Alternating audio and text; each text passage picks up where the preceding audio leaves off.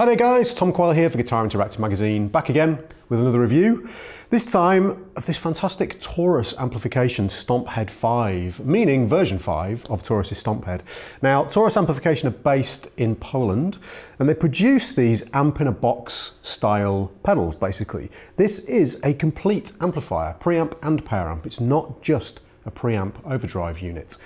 It's very, very fully featured as well. It's 3 channels, 3 discrete channels, and a really cool feature immediately that I want to get to you off the bat is that all 3 channels can be combined together using mix mode. There's 2 modes, normal mode where it functions as a standard 3 channel, using them as separate channels amplifier, and then a mix mode where all 3 channels are on at the same time and you can basically mix between them for whatever sound you want. Just amazing, I've never seen that before, a very cool feature. The 3 channels have 3-band EQ, and this is the kind of EQ where you can cut and boost. Okay, so you can cut the bass, boost the bass, cut the mids, boost the mids, cut the treble, boost the treble. Each channel, so channel 1, sorry, which is here, has a bright switch, and also all the channels have a selectable mid-range frequency, so you can change how the mid-range will actually react using one of the push buttons. There's a master section with a master, a boost and a noise gate, so you can have 2 different volumes. The noise gate I haven't actually needed to use, even with the highest gain settings. It's not a noisy amplifier at all. So what we'll do, as usual, we'll go through the top panel, which you can't see, but we'll have a screen shot of that for you, or a photo of that, so you can see what's going on. And then we've got the 3-channel design on the front, and I'll let you know what's going on. So on the top panel, we've got standard input there for AC power. We've then got the power button, and then we've got this normal and mix mode. I'm in normal mode, but I'll show you mix mode later, really cool. Then we've got the speaker out. Now, because this is a standard amplifier, it's got 12AX7s in the preamp section and a proper power section operating at either 40 or 90 watts. So selectable power as an attenuator in there. This is going straight to a cab, which is mic'd up in our live room using a particular I think it's an AKG 414, I think. And then we've got a serial effects loop. The speaker will, by the way, automatically switch between 4, 8 and 16 ohms, so that works really well. Then this is our guitar input. Then we've got a power section which switches between 90 and 40 watt. We're running in 40 watt mode so we don't kill our ears. And then there's a gain boost on here as well, which is great. Now that's separate to the actual boost. This is a gain boost. It's giving you more gain on each channel.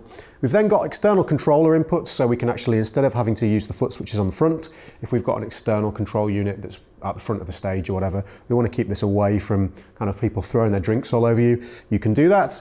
And then finally here there's a line out. A line out is quite clever. In standard mono mode, it's basically a speaker emulated out. But if you run it as a TRS, you can have the left-hand side going just normal, non-speaker emulated for recording. If you want to add your own speaker emulation on there, the right-hand channel has got speaker emulation on there, and it's really, really good. Now, the way we're recording, as I say, is we're just using the standard speaker out so that you get the vibe of what it sounds like through a cab. And it's through a 4x12 cab, by the way. I won't bother naming the brand, just a 4x12 cab loaded with vintage 30s. The front panel. Okay, let's do the bottom bit first to try to go through this fairly quick. Here's your boost. Okay, when you push the boost, blue LED here, blue LED here. This is the selectable boost control for the amount of boost from 1 to 10.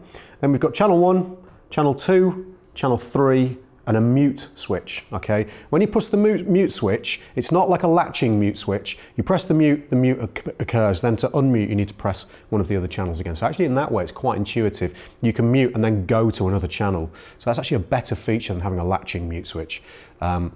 Okay, so those are the actual stomp buttons. The actual unit itself, channel 1 is here, okay? That's channel 1. We've got a push switch for the bright, and then a push switch for the range control on the mids. Bass, middle, treble, gain, volume. Okay, that's channel 1. Channel 2 is here. I thought it was going to be here, but it's actually up here. This has got drive, bass, middle, treble, and volume again. And then we've got a bright and dark switch, which is a 3-way switch. So in the lowest position, it's the darkest, and then it gets brighter as you push up. Okay, channel 3, exactly the same, but more gain, obviously. They've both got these mid-range push buttons for changing the mid-range frequency response. Drive, bass, middle, treble, volume. Simple as that, basically. They are all routed through the master section, which has got a master output, so you can push the power tubes with the volume setting on each channel and pull the master volume down for adding more power tube saturation on every single channel. Absolutely cool. There's the boost, there's the noise gate. Simple as that, basically. So really, although it looks complicated, it's no different to a standard amplifier. This is a standard amp, but in a pedal format, okay? Exceptionally well built, really, really well made with really nice positive kind of ins and outs and switches on here. Everything feels good. Nice chicken head knobs, the actual response of these is great, so on and so forth. So, we really need to have a listen to how it sounds. So I'm going to start with channel 1. The way I've got this, I'll do the usual thing. I'm not a big fan of this, but I'm just going to set everything to 12 o'clock, so we're not boosting or cutting anything. Gain is at 4 and the volume is at 4. The master is basically in a sort of moderately easy listening position. And there's our clean tone. Okay, a little bit of reverb on the desk that you might hear through the mic, hopefully not. And it's super responsive, feels exactly like playing through a tube amp. Surprise, surprise, it is a tube amp. There's no modeling going on here. This is 100% analog signal path, just a standard amplifier. Well, not standard, it's their amplifier circuit, but in a floor unit. No modeling here at all. So, you know, it breaks up a little bit if I play really hard. Very, very cool indeed. Okay, let's play with the gain and the volume. Increase the gain all the way. Actually pretty crunchy, very squishy and nice to play.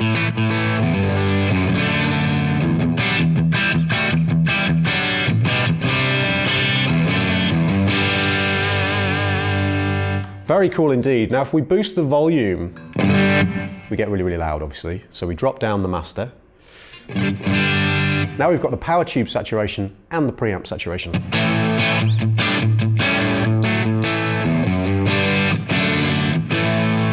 Very cool crunch sound indeed.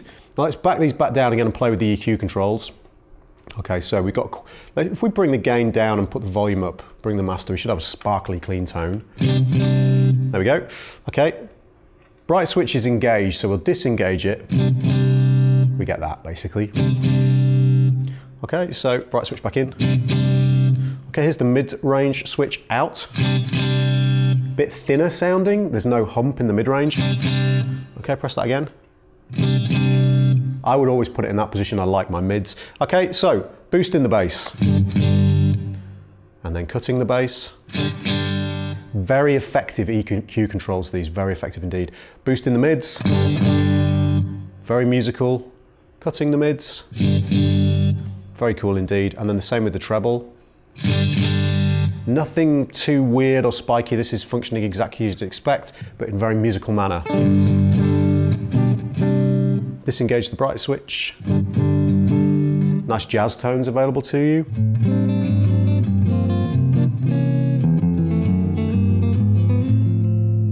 Very cool indeed. Okay, so let's move on to channel 2. In order to do so, we just push that switch. Very positive connection.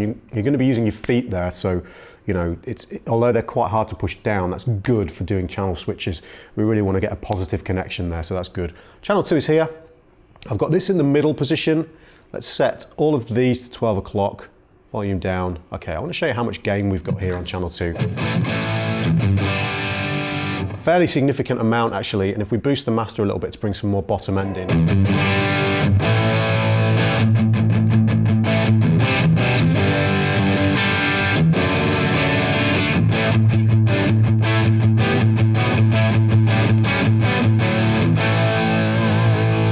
Sounds absolutely fantastic and responds beautifully as well. It feels great to play. Drop the drive back down again. Let's play with this bright and dark switch first. Now in the brightest position. Makes a significant difference, but never gets kind of like ice pick to the ear. Middle position again. And then the dark position. That's a nice powerful control which kind of negates the need for a presence control. And of course the great thing about that is it's per channel as well. So that's cool. The bass control. Again, nice and powerful, the mids. Let's press this range control. Okay, there we're getting a mid scoop. And then when it's in, again, no mid scoop, so that's very useful indeed. And then the treble control.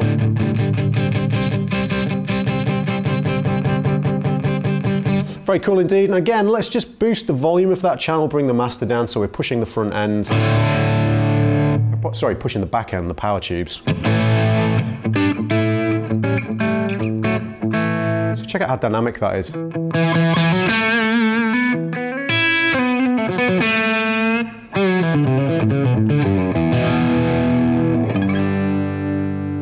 Roll the volume down. It's basically a clean channel. That's very cool indeed. Okay, let's go to channel 3. There we go. Okay, so this with the drive absolutely maxed. This in the middle position. Let's set the bass, mids and treble. Take the range switch out. Set the volume accordingly, and we get this.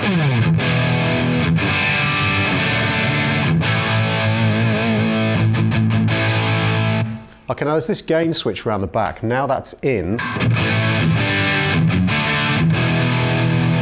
I sort of, you know, liken that to a saturation control. There's more gain basically. And that's per channel, sorry, not per channel, that's global. So if you push that gain switch in at the back, you've got more gain for all the channels.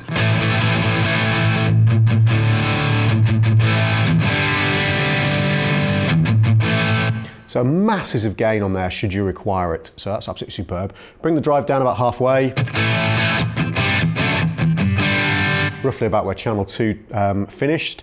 Bass control on this channel. Mids, this time, this is the scoop setting because the range control is out. Now with the mid range in, mid boost. Really great for kind of nasal, saturated lead sounds. Very cool indeed. My volume was a little bit high there, sorry guys. And then the treble.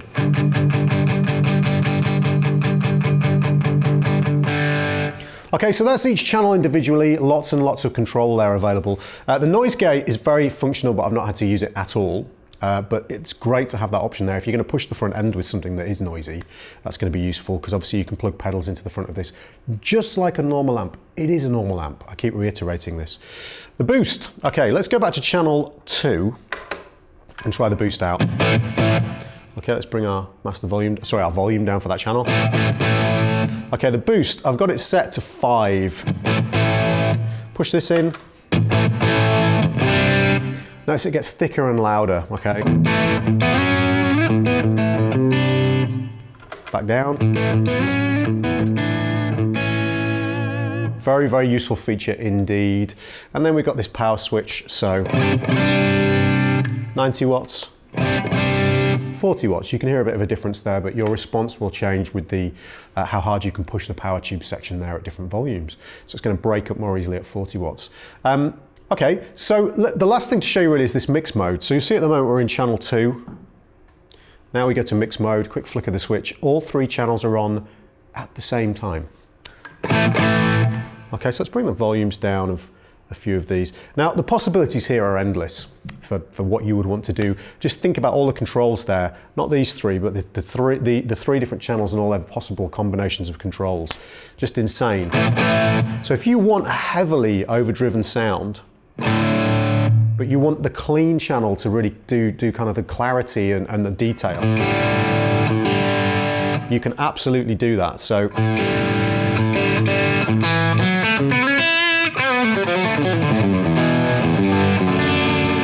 there I've got tons of overdrive from channels 2 and 3, and then the clean channel is giving me that added clarity basically. So that is an absolutely awesome function, which is something I've never seen before. Very cool. Combine that with the serial effects loop, the possibilities are pretty much endless. So that is the Taurus Stomp Head 5. Really cool unit, fantastically well made, awesome sounds, feels great to play. And imagine that's the only thing you need to take with you. Stick it in the overhead of a plane, you are done basically. You might need a delay pedal or whatever, and that's it. So very, very cool indeed. Hope you enjoyed the review, guys. I will see you next time.